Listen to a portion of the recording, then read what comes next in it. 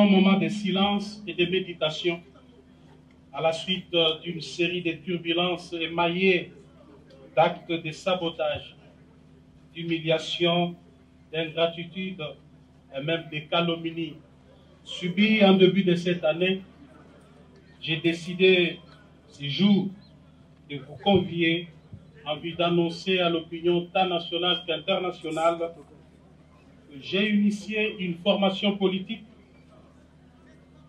ensemble avec d'autres Congolaises et Congolais que nous avons transformé en parti politique. Il s'agit bien du parti Alliance pour le changement, assez en sigle. Un parti de gauche qui prône la social-démocratie et qui a comme devise liberté, égalité et justice. Le parti AC fera sans nul doute l'opposition au régime Félix Tshisekedi. Et pourquoi nous le ferons? C'est exactement pour deux raisons. Premièrement, d'une part, nous avons constaté l'absence d'une vision claire et d'un leadership convaincant dans le chef du président Félix Tshisekedi, et d'autre part, l'incompétence notoire et la mégestion institutionnalisée caractérisée par l'insouciance, l'irresponsabilité, la jouissance et la prédation au sommet de l'État.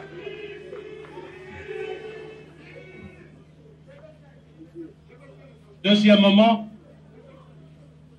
le parti AC se veut une proposition d'une nouvelle offre politique que nous considérons comme alternative crédible à l'échec du régime Tshisekedi.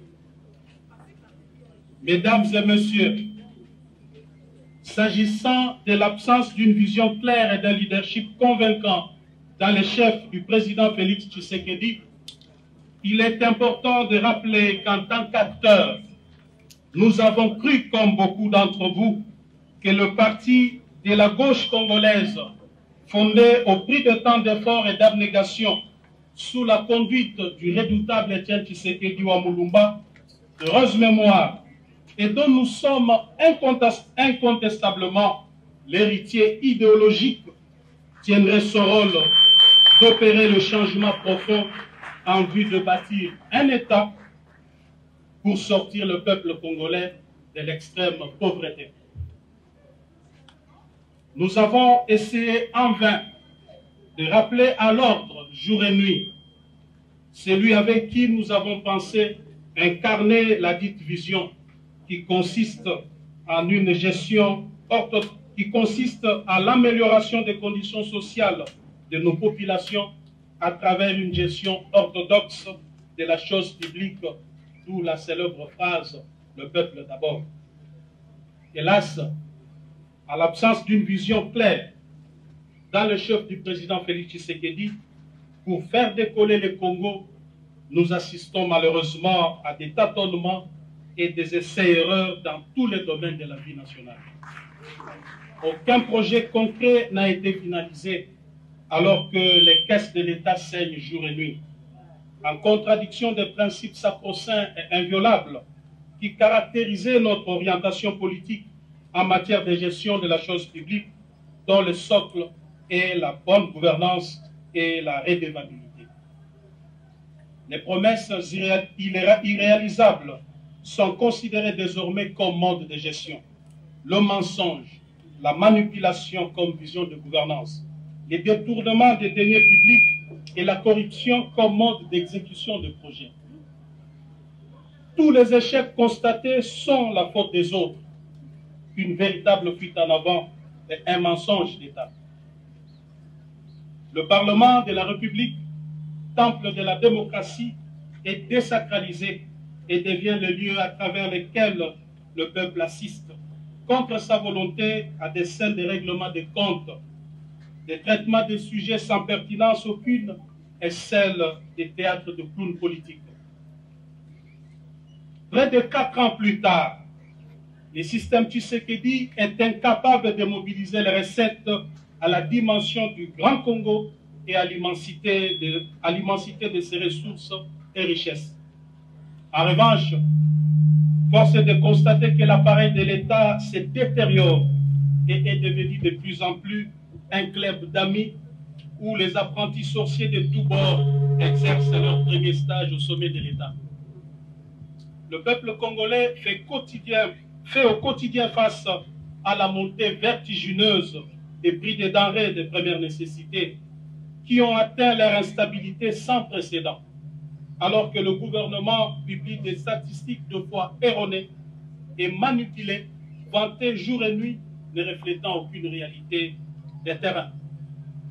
Quoi de plus ahurissant que de constater que le peuple qui constitue le fondement de la démocratie sociale ait été volé par l'État sous la coordination des services de la première institution de la République à travers le dossier RAF. Cette escroquerie d'État s'est déroulée au grand jour. Pire encore, le fonctionnaire, l'enseignant, le militaire et le policier qui devaient bénéficier tout simplement de l'amélioration réelle de leur salaire minimum garanti restent toujours bernés par des suppléments propagandistes paradoxalement à leur panier de la ménagère et sans repère ni soubassement dans le calcul de la base salariale. Il va sans dire que le gouvernement a abandonné sa mission principale. Le peuple est désormais face aux dirigeants irresponsables. L'absence de mesures rationnelles d'encadrement de la gratuité de l'enseignement, fondamentale bien entendu, fait chuter la qualité de l'éducation nationale alors que l'accès aux soins de santé primaires de la population devient un cauchemar sous le régime des jouisseurs. Mesdames et messieurs, nous avons à son temps demandé la réduction du train de vie des animateurs des institutions. Cette réduction cadre avec la vision socialiste qui devrait guider toute action politique d'un régime dirigé par, entre guillemets, un tshisekédiste. Mais hélas, on a vu par contre la mise en place d'un système corrompu de kamikazes en enrichissement illicite, pillage et détournement des deniers publics.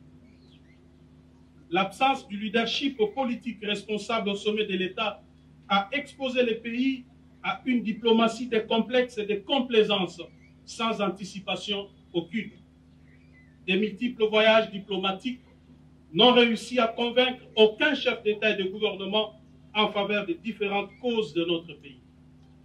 La situation d'insécurité à l'est du pays, dont les ennemis sont connus et que nous avions eu l'occasion de dénoncer les dangereux rapprochements en son temps, est la preuve éloquente que les déficits du leadership et des capacités à prendre des décisions fermes et courageuses en interne évitent de ce qui nous menace pour apporter le soulagement à nos populations de l'Est tant meurtri et démontré. Les désastres qui prévoient actuellement dans la partie est de notre pays, plus principalement dans la province du Nord Kivu et de l'Ituri, relèvent de la responsabilité première du chef de l'État et de son gouvernement. Il est ici de rappeler que les dirigeants actuels n'ont entrepris aucune réforme de notre système de défense et de sécurité. Pire encore, les militaires et les policiers vivent dans des conditions exécrables. Depuis que M. Félix Tshisekedi est au pouvoir, vous en doutez, il n'a jamais songé à doter ne serait-ce que l'uniforme aux militaires et policiers. Si tel est le cas, que dirions-nous alors des armes et des munitions qui sont indispensables pour toute campagne militaire afin de protéger la population? Dans ces conditions, il est clairement établi que les systèmes en place exposent la République, le peuple congolais, ainsi que ses ressources naturelles. Quant à nous, nous visons l'amélioration des conditions de vie de nos populations à travers une classe moyenne. Mesdames et messieurs, au regard de ce tableau sécuritaire sombre, il est clair que M. Félix Tshisekedi, aujourd'hui, doit être considéré comme un danger au sommet de l'État.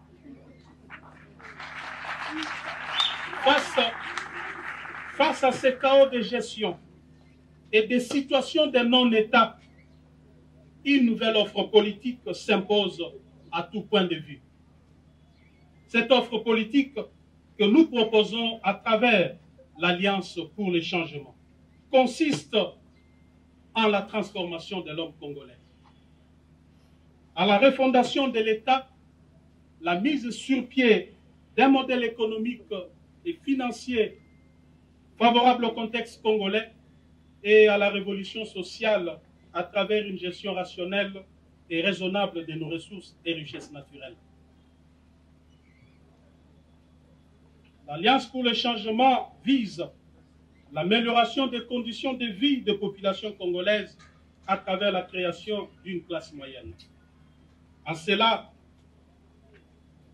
elle se veut le champion de la pratique de l'équité, de la justice et du droit, de la protection et la sécurité sociale, ainsi que de la quête permanente du bonheur partagé, en réalisant un équilibre intelligent entre l'État, le patronat et les salariés.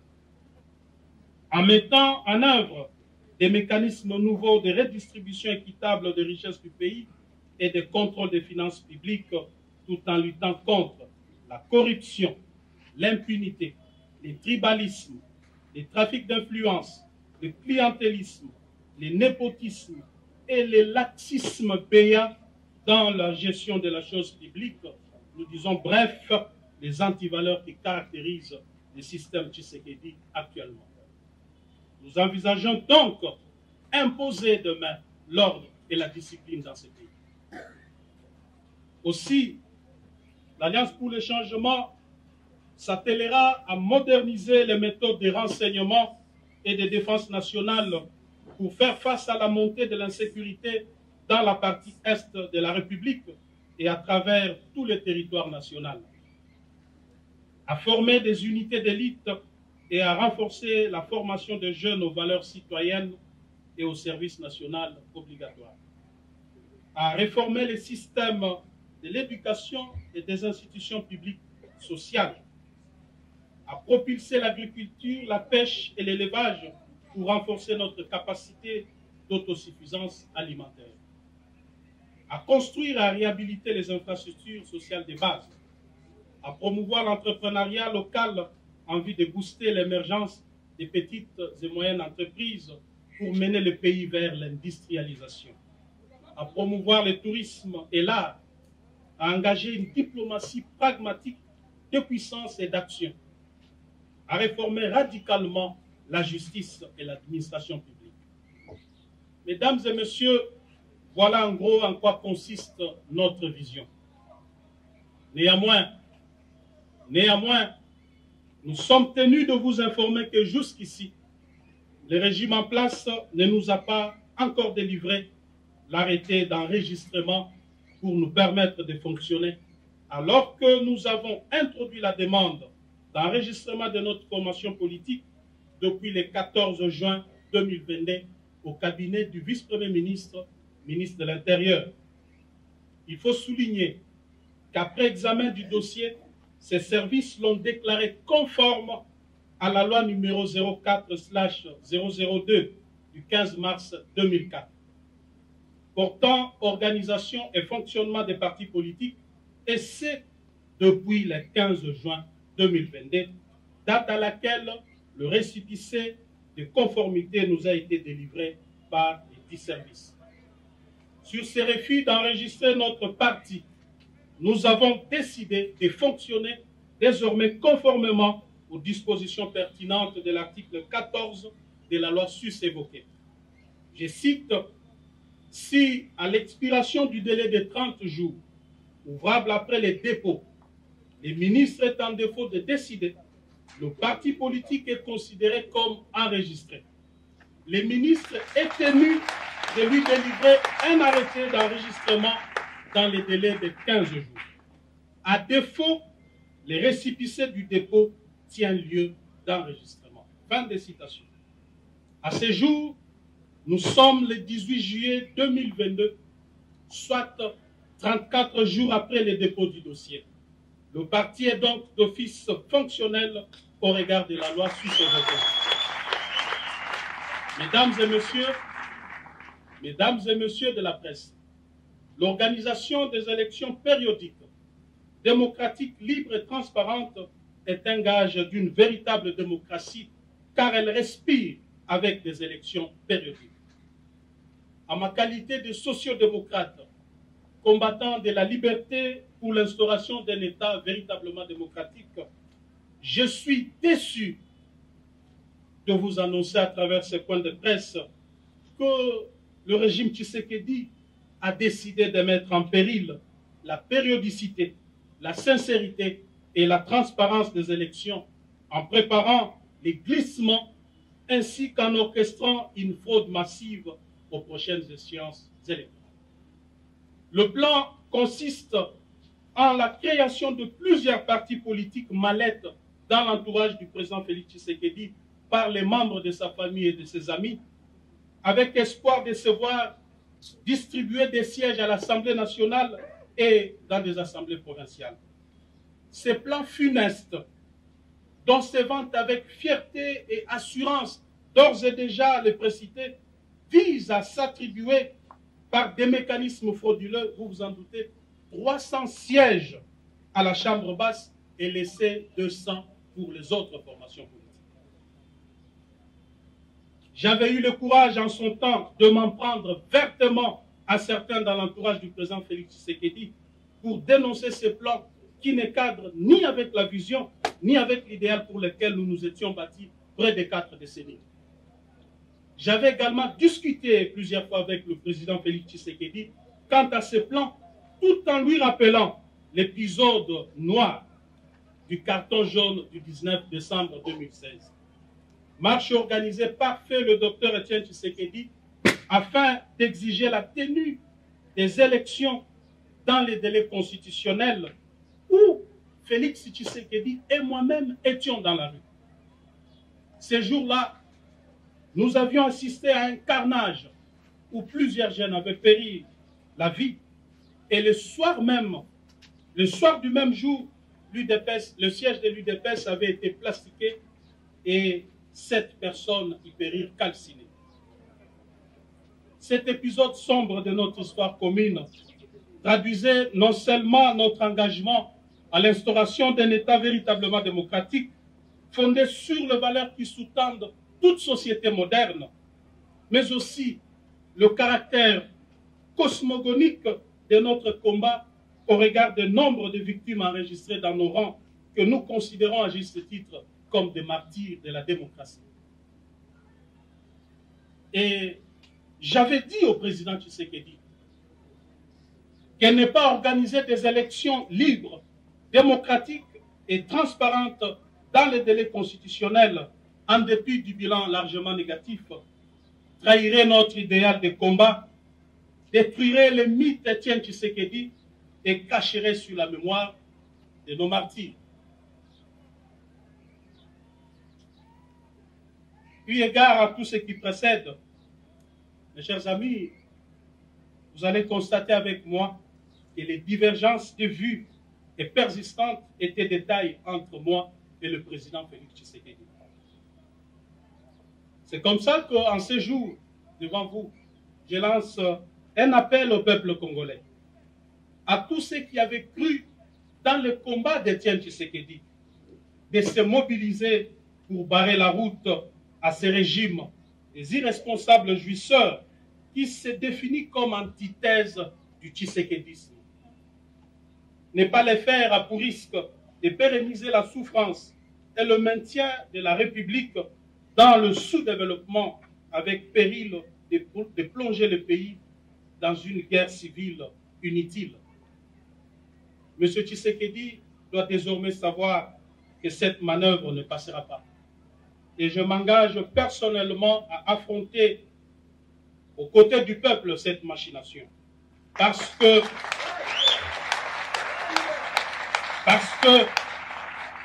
je considère le combat que je dois devoir mener désormais comme un tournant très important dans ma vie politique. Mesdames et messieurs, comme vous le savez, nous avons aussi assisté à la reprise petit à petit des tares de dictatures de triste mémoire. Le pays est en train de subir un recul démocratique honteux des restrictions des libertés d'expression. Et le peuple assiste impuissant devant l'émergence d'une néomonarchie constituée d'une classe de mafieux fanatiques applaudisseurs. On constate la flambée des arrestations des leaders d'opinion et des atteintes à la liberté de la presse avec des intimidations de journalistes dont certains sont contraints à l'exil. Il en est de même de l'usage abusif des services publics à des fins privées, des trafics d'influence par la résurgence des familles et des personnes intouchables, la manipulation de la justice avec des dossiers montés de toutes pièces pour écarter certains adversaires. Et cela, ce sont sans doute des antivaleurs qui, des signes prémonitoires d'une dérive dictatoriale qui se dessine. Pire encore, l'humanisation des services de sécurité est un contrat social conclu avec le peuple. Mais hélas, contrairement à cette grande attente, ils sont utilisés aujourd'hui comme outil de répression, d'intimidation et de rançonnement des opérateurs économiques et des investisseurs étrangers à la manière des régimes passés que nous avions combattus. Au niveau de la gestion de provinces, le processus de la décentralisation est battu en brèche par le pouvoir en place en y institutionnalisant un clientélisme et une corruption à grande échelle. Les institutions provinciales sont devenues ingérables et le développement local est impossible à atteindre avec les méthodes du régime Tshisekedi, qui a converti les gouverneurs de province en filles et garçons de course, obligés de ramener des espèces sonnantes et trébuchantes à Kinshasa. Sous ces régimes, le peuple qui avait nourri l'espoir d'une nation, qui avait nourri l'espoir de voir une nation s'établir après la passation pacifique et civilisée du pouvoir, a vu renaître les sentiments du tribalisme et du régionalisme. L'opinion nationale est scandalisée de la reprise avec force de l'impunité dans notre pays, dont le corollaire est la consécration de la justice à double vitesse. Vous remarquerez sans doute qu'il existe désormais une catégorie de Congolais à poursuivre avec acharnement et une autre à protéger. Au regard de la situation chaotique dans laquelle est plongé notre pays par ce régime, il y a lieu, je suis convaincu, je suis plus que convaincu, que la page Félix Tshisekedi est désormais tournée.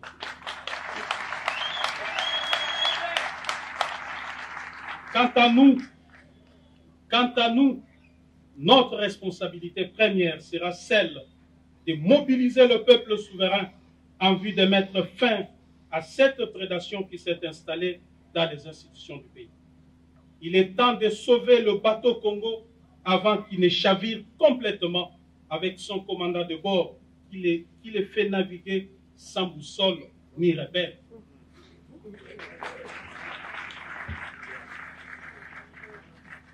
Dans un monde en total bouleversement, dans les décombres d'une gouvernance au rabais, dans un paysage politique mouvant, dans lequel tout est incertain, tout est sans cesse remis en question, nous devons imposer une révolution contre la prédation et l'amateurisme au sommet de l'État.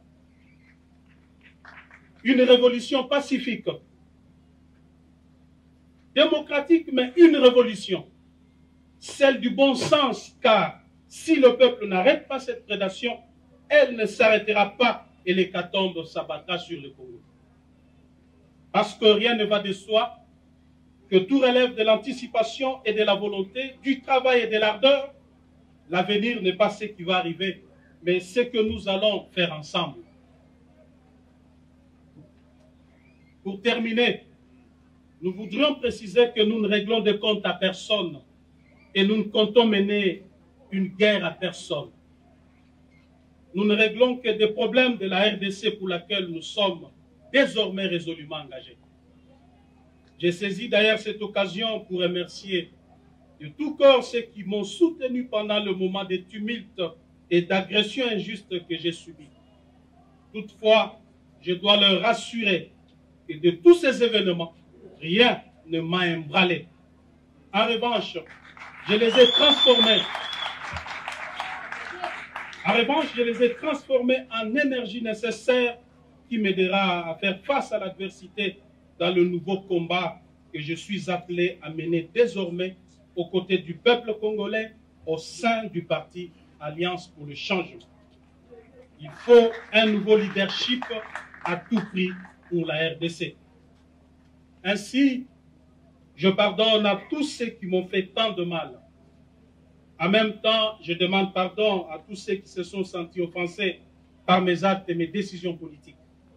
Mesdames et messieurs de la presse, vous serez conviés dans le tout prochain mois à la cérémonie de sortie officielle du parti Alliance pour le changement, au cours de laquelle nous dévoilerons notre projet de société ainsi que les grandes actions que nous comptons mener jusqu'à la victoire finale. À présent, je me mets à votre disposition pour répondre à toute préoccupation liée à l'objet de notre point de presse de ce jour. Je vous remercie. Contre les régimes qui s'est dit, ricochet l'UDPS, qui a lamentablement échoué dans le contrat social que nous étions engagés à accomplir avec le peuple. Donc c'est fini, il n'y a plus rien à espérer là-dessus. Vous êtes comptable du régime Félix Tshisekedi.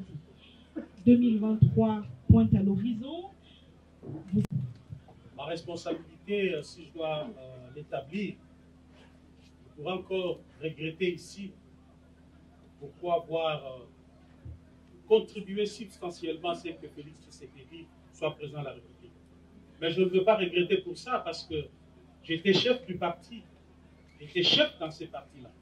Étant donné que tout parti politique a pour vocation la conquête du pouvoir, son exercice et sa conservation, je suis tenté de ne pas regretter aujourd'hui pourquoi avoir consacré mes énergies et mes forces afin que l'UDPS accède au pouvoir.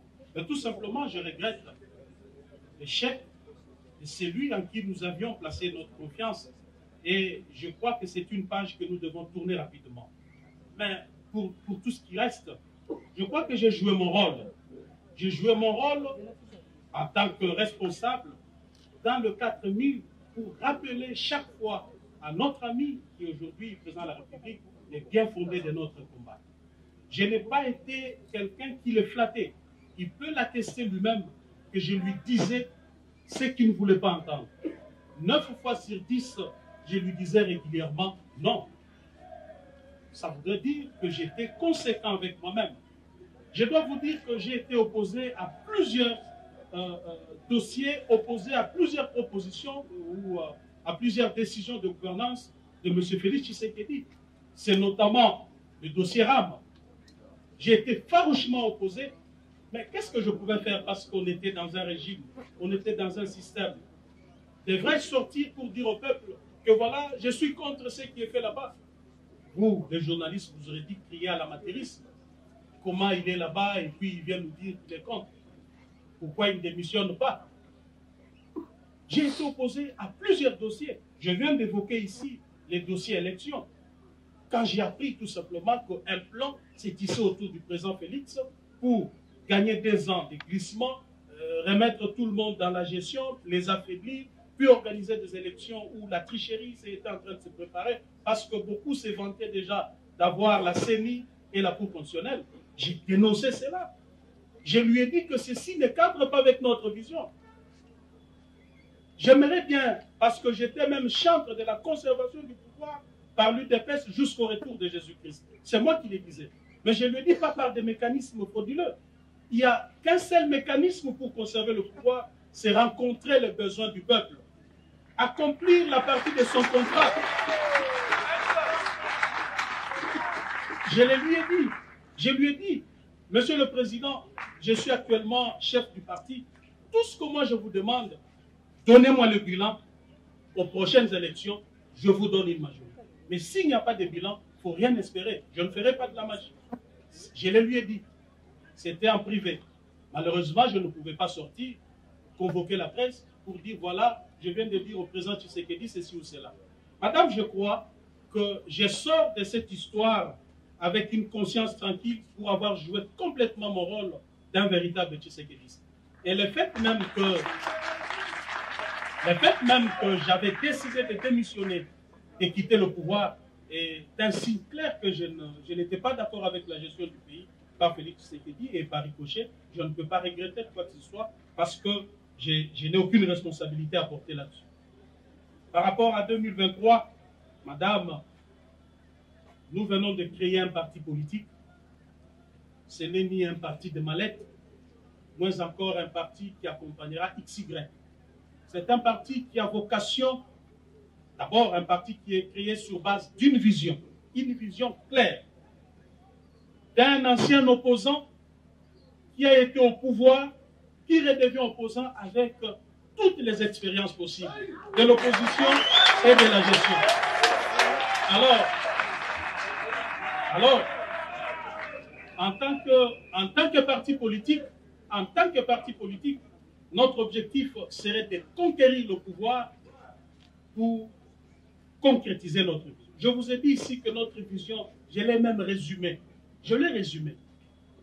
Elle consiste en quoi? La réformation de l'homme congolais. La refondation de l'État. Nous considérons l'État comme la superstructure sans laquelle aucune société moderne ne peut être battue. Sinon, vous allez vivre dans une jungle comme on est en train de le vivre. Nous avons parlé aussi de la mise sur pied de modèles économiques et financiers adaptés au contexte congolais. Et enfin, nous parlons de la révolution du social des Congolais. Vous allez voir que le social du Congolais, que beaucoup de politiciens, des candidats présidents vont vous brandir demain dans leur campagne pour dire, voilà, nous allons construire des routes, nous allons construire des hôpitaux, nous l'avons relégué à la fin. Parce que nous estimons, dans l'Alliance pour le changement, que la priorité des priorités, le vrai problème dans ce pays, c'est d'abord l'homme congolais, mais ensuite, l'absence de l'État comme superstructure sur laquelle doit être bâtie toute vision, tout projet de société. Sans un État, rien ne peut être fait. Donc l'État que moi je suis en train de viser ici, c'est le Léviathan. L'État, c'est la force qui écrase tout. L'État, on ne l'affronte pas. L'État, on ne le défie pas. L'État n'a peur de personne. C'est la force. L'État couvre tout le monde. Les chefs de l'État, sa famille biologique, ses amis sont tenus par l'État. Il n'y a personne qui peut se substituer à la place de l'État ou être au-dessus de l'État. C'est ça notre vision. Nous estimons que demain, nous allons imposer cela. Et l'État, parce que vous le savez bien, c'est une fiction juridique. Il n'existe pas matériellement, à la différence de la nation qui est un groupe d'individus qui se reconnaît à travers une histoire, une culture et autres. Mais l'État, lui, il est invisible parce que c'est une fiction. Mais il existe matériellement à travers des instruments de puissance. Et ces instruments de puissance, nous les avons classés en 6. C'est l'armée, la police, les services de sécurité, la justice, l'administration et les relations étrangères. Voilà ce que nous pensons, madame. Avec cette vision, avec ces projets, nous ne comptons pas accompagner quelqu'un. Nous allons nous battre en 2023 pour la conquête du pouvoir au sommet jusqu'en bas. Merci beaucoup, madame, pour la question. Je crois qu'à ces niveaux des débats, nous devons être prudents et même faire un petit tour en arrière parce que nous sommes en train, dans ces pays, malheureusement, de revivre l'éternel recommencement. Cet éternel recommencement voudrait dire quoi? Ceux qui sont au pouvoir, ils sont ennemis du peuple. Et ceux qui sont dans l'opposition sont chouchoutés par le peuple, portés par le peuple. Ils composent un attelage mal assorti. Dès qu'ils accèdent au pouvoir, du coup, ils deviennent aussi des démons. Ceux qui étaient démons au pouvoir hier, par manque de résultats de ceux qui sont au pouvoir aujourd'hui, redeviennent saints et c'est un cercle vicieux. L'Alliance pour le changement voudrait casser ces cycles infernaux qui plongent le pays dans le désastre. Ça voudrait dire quoi, madame? Ça voudrait dire que toute alliance sera basée sur une vision. Toute alliance sera basée sur des idéologies. Notre parti, je vous l'ai dit, c'est un parti socialiste, de la social-démocratie. Donc, on voudrait bien savoir quelle est la vision politique de tel ou de tel, quelle est son appartenance idéologique, afin que nous puissions réfléchir sur ce que nous pouvons faire demain ou après-demain.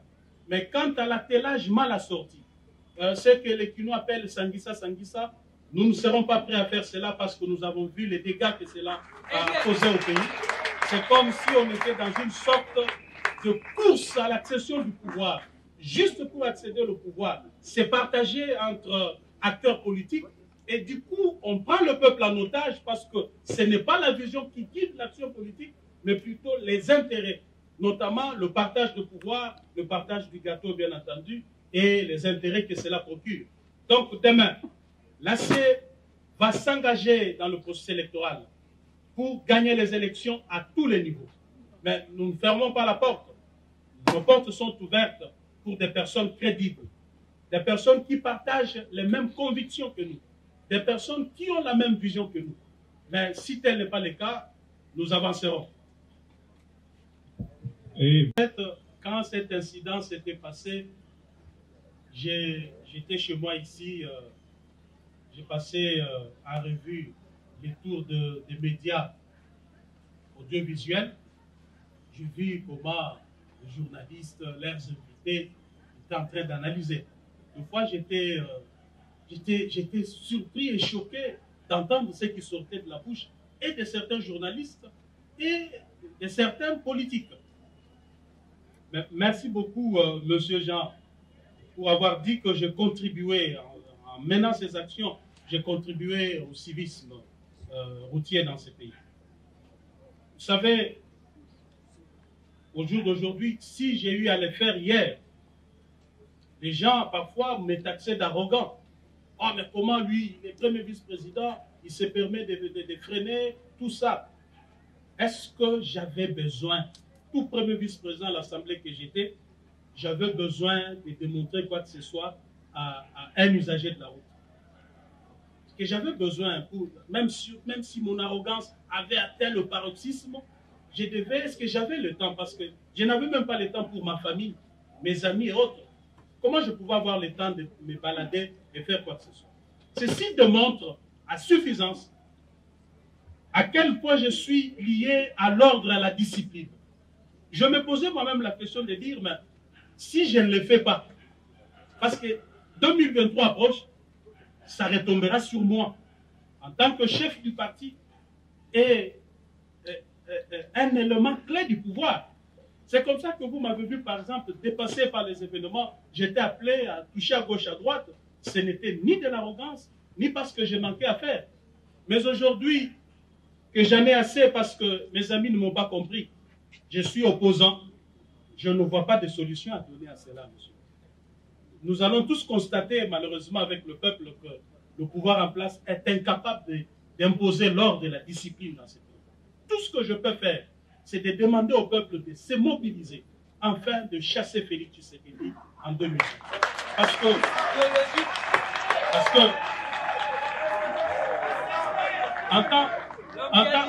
en tant qu'opposant maintenant, je ne serai là que pour constater aussi comme tout le monde. Je ne me permettrai jamais de descendre même pour faire une petite remontrance à un chauffeur, n'est-ce pas? Donc, d'ailleurs, je vais exploiter cela pour bien écraser ce régime des incompétents qui parfois vous ne faites pas attention. Comment voulez-vous?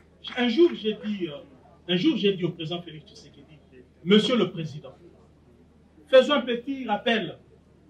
Notre leader Maximo, Feu Etienne Tshisekedi, il est élu Premier ministre, ou 2 fois nommé par Mobutu.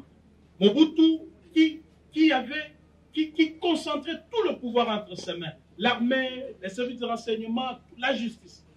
Mais M. Tshisekedi, à partir de chez lui, à la 10e rue, était capable de lancer un message, de dire, demain, tout celui qui a pris un bien de l'État, qu'il vienne le remettre.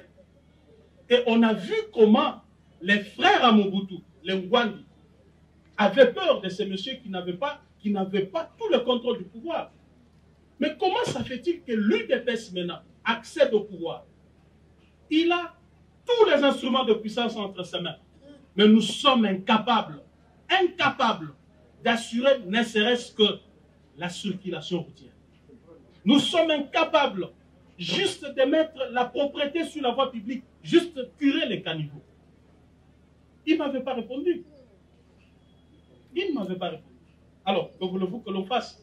Tout simplement, nous allons constater avec le peuple que le monsieur a lamentablement échoué et qu'aux prochaines élections, il soit mis hors d'état de nuire. Eh oui. Cher chevalier de la plume, la question de l'insécurité dans la partie est de notre pays traduit de manière claire l'incapacité de M. Tshisekedi à imposer la paix, la sécurité, voire même l'ordre de la discipline dans ce pays. J'ai vu malheureusement, quand le M23 a pris Bunagana, donc quand le feuilleton M23 a commencé, les manipulateurs de ce pouvoir montaient des messages dans des laboratoires, des services, pour dire voilà, il faut être patriote, le pays est agressé, allons faire ceci contre le Rwanda, faisons cela contre le Rwanda. J'ai vu même de jeunes gens marcher contre, faire un sit-in devant l'ambassade du Rwanda. Et beaucoup se sont posé des questions. Mais pourquoi l'honorable Kabound n'a même pas fait un tweet? Il n'en a pas même évoqué. Je n'ai pas parlé. Parce que je considère que ce qui se passe, on est en train de manipuler l'opinion et le peuple. Ici, il est question d'un État. Je vous ai dit ici qu'un État, c'est ça notre incarnation. Donc l'État est là. L'État, on ne l'attaque pas, on ne le bouge pas. L'État, c'est le sommet. Au-dessus de l'État, il n'y a rien. Lorsque M. Tshisekedi ne maîtrise pas la notion de l'État, voilà que nous sommes en train d'assister des choses auxquelles lui pense que c'est de la blague. L'État, ce n'est pas la 10e rue où on pouvait s'aventurer à faire ceci ou cela. L'État, c'est l'État. Il a ses mécanismes et ses moyens de fonctionnement qui requièrent de l'intelligence, de l'anticipation, de la sagesse dans les chefs de celui qui l'engage. Comment voulez-vous que la partie Est soit sécurisée dès lors que nous n'avons pas une politique claire en matière de défense et de sécurité? Dès lors que nous n'avons pas, le régime Tshisekedi jusqu'à aujourd'hui n'a investi rien, ni dans l'armée, ni dans la police. Comment voulez-vous que l'on puisse faire face à des nations autour de nous qui, d'ailleurs, sont en train de faire des efforts dans ce domaine? Donc aujourd'hui, le peuple congolais, plus particulièrement dans la partie Est, est sacrifié du fait que Félix Tshisekedi n'est pas en mesure d'imposer la paix dans cette contrée. On voudrait dire que le Rwanda agresse le Congo à travers le M23. C'est bon bien. C'est bon bien parce que la scène internationale, elle est ce qu'elle est. Ne pensez pas que nos voisins, tels qu'ils nous entourent là, ce sont nos amis. Ils sont en même temps amis, ils sont en même temps ennemis. C'est ça les relations internationales. Les pays sont des acteurs sur cette scène. Ils n'ont pas d'amis, ils n'ont pas d'ennemis, mais ce sont de monstres froids. Alors, on a 9 voisins, on a 9 amis et 9 ennemis en même temps. Aujourd'hui, nous parlons du Rwanda. Mais demain, ça peut être Brazzaville. Pour mine de rien, il y a une histoire et il nous déclare la guerre. Demain, ça pourrait être l'Angola. Pour un petit accrochage, l'Angola se décide. Il nous déclare la guerre. Que sera le Congo? Que sera son peuple? Si nous sommes en train aujourd'hui de nous lamenter parce qu'un groupe armé, soutenu par le Rwanda soit-il, est en train de semer désolation dans toute la partie est du pays. Mais si alors demain, un État nous déclarait la guerre, ou encore je voudrais aller plus loin, si c'est le Rwanda lui-même qui se décide alors de dire, voilà, je ne vous fais pas la guerre à couvert, je vous déclare la guerre. Donc nous allons fuir ces pays, n'est-ce pas? Nous allons donc fuir ces pays. Nous irons faire nos marches de soutien au FRDC en dehors de ces pays. Moi, je pense qu'au lieu de faire des marches de soutien au FRDC, nos FRDC n'ont pas besoin de soutien des civils. Surtout pas dans les réseaux sociaux, à travers des tweets, à travers des messages. C'est une aliénation de tout un peuple. En lieu et place de faire des marches de soutien au FRDC, en lieu et place de marcher contre l'ambassade du Rwanda, je crois que le peuple congolais aurait bien décidé de marcher contre Tshisekedi et son gouvernement pour exiger des actions plus concrètes afin de sécuriser la partie Est. Le peuple congolais aurait plutôt marché pour dire à Tshisekedi qu'il devait être le plus ferme possible parce qu'il est chef de l'État, il est commandant suprême des forces armées, c'est lui qui devait donner les tons. A contrario, on voit un chef de l'État qui pense que le pays va bien. À le voir comme ça, vous ne sentez pas que ce monsieur a un pays qui a un problème. Surtout qu'il ne se permet pas de passer de bons week-ends. Chaque week-end, c'est la poule douce. Vous voyez, avec une situation pareille, il ne faudrait pas aller chercher les diables ailleurs. Le diable se trouve chez nous. Je dois vous dire que ces pays, en fait, vivent la théorie de l'éléphant dans la pièce. Vous savez, la théorie de l'éléphant dans la pièce, c'est que nous sommes en train de penser que la faute, c'est l'autre. Alors le vrai problème est dans la maison. On ne fera aucun ménage, on n'arrangera rien aussi longtemps que l'éléphant est dans la pièce.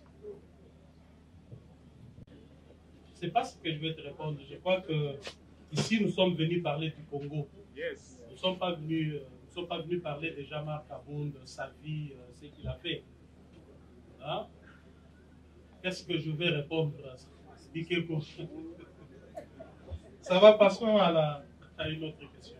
Tout de suite arrêté parce que cela s'apparentait à une escroquerie. Une taxe, une imposition ne peut reposer que sur la loi. Ça, c'est la Constitution. Et ce qui se passe, et d'ailleurs, lorsqu'on impose ou on taxe, l'argent doit aller directement dans le compte du Trésor public. Il ne va pas dans le compte du Trésor public. Et cela ne repose pas sur une disposition légale. Monsieur le Président, nous devons arrêter ça parce que ça risque de nous poser d'énormes problèmes. Alors, la réponse était que mais oui, mais est-ce qu'on doit le faire parce que là, il y a la pression de l'opposition, ça donnera l'impression que nous, on a failli devant l'opposition, nous devons résister. J'ai dit, Monsieur le Président, il n'est pas question de l'opposition, mais il est question du peuple. Nous devons écouter le peuple. Bon, ça va, on va d'abord alléger. On a allégé. Est-ce que vous saviez que ce que je vous dis ici avait eu lieu? Je ne pouvais pas sortir sur la place publique pour le dire. Que maintenant, là, je viens de dire au chef de l'État, ceci ou cela. Je vais aller plus loin. Un mois plus tard, j'ai fait appel à un grand ami du président de la République chez moi ici. Je ne vais pas encore citer son nom parce qu'il doit présenter au peuple des projets concrets que cette somme devra financer. S'il ne le fait pas, je suis convaincu que ça sera un caillou dans sa chaussure. Un jour, j'ai craint qu'il ne puisse répondre de cette histoire. L'argent que RAM a récolté. Dis au peuple ce que cet argent va faire. Non seulement le dire, mais pour moi, je propose même qu'il y ait des projets concrets déjà entamés que vous allez devoir montrer au peuple que voilà, j'ai entendu de montant 300 millions, 350, 500 millions, je ne sais pas. Mais vous dites, si c'est 300 millions, voici tel projet va nous coûter 30 millions, voici tel projet va nous coûter 40 millions, voici 100 millions, et l'affaire RAM est terminée. Si vous ne le faites pas, je crains qu'un jour, vous puissiez courir derrière le barreau dans ces dossiers. Mes chers amis, avez-vous entendu que dans un régime, depuis notre accession au pouvoir, quelqu'un a dit ça à un président de la République? Son bras droit lui a dit ça? Je suis parfois l'unique dans ce pays qui a eu le courage de dire au chef de l'État des choses impossibles. Il y a beaucoup de choses que je ne peux pas vous dire ici. Je lui ai dit beaucoup de choses. Et curieusement, ça créait un fossé entre moi et lui.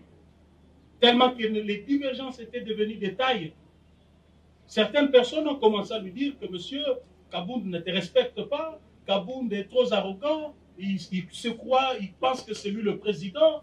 Des histoires à dormir debout tout simplement parce que j'étais dans la vérité et je disais ce que je pensais être vrai. Un homme libre, un tshisekéliste convaincu. Ce n'est pas le pouvoir qui devait changer ma perception des choses. Je vous dis, j'ai gardé la même vision, la même perception que j'avais dans l'opposition pendant toutes ces 3 années passées au pouvoir. J'en suis fier. Voilà. 3. 1, 2 et 3. Et voilà, Alliance pour le changement, AC avec petit H.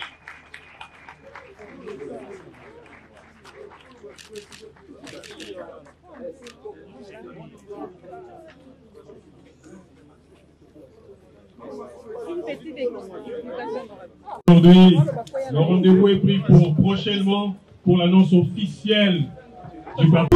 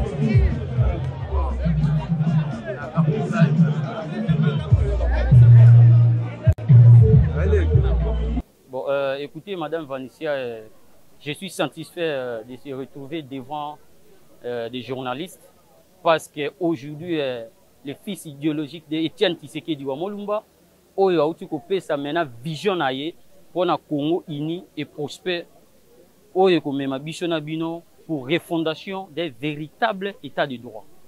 Et nous sommes satisfaits aujourd'hui parce que notre vision est répandue sur la République démocratique du Congo et nous vous demanderons que vous puissiez lancer dans une bataille qui va nous ramener un Congo uni, prospère.